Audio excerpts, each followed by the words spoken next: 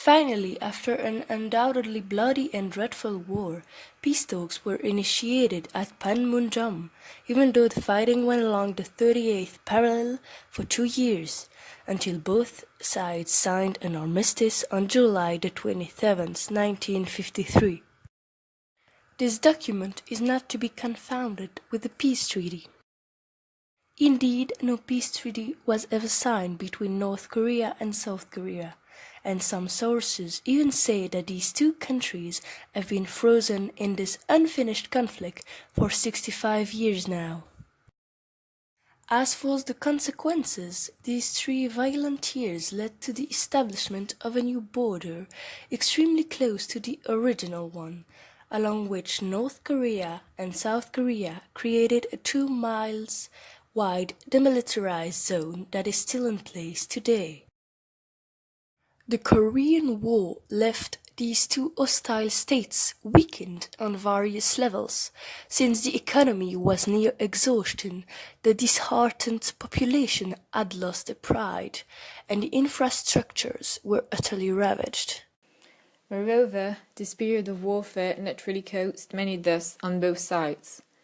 The total number of fatalities reached 5 million, with the majority of Korean and Chinese casualties totaling hundreds of thousands of dead.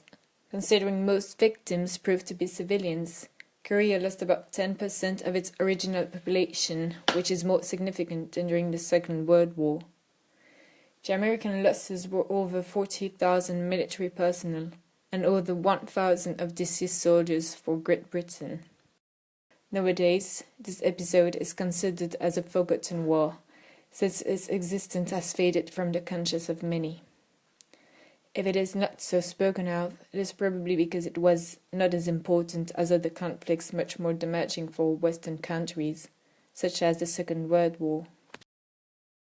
Being part of a period of long-lasting crisis, the Korean War is known to be the first conflict of the Cold War, opposing the Soviet Union, helping North Korea and willing to spread its communist ideas on a large scale, against the United States, helping South Korea and trying to prevent the global expansion of communism through a policy of containment.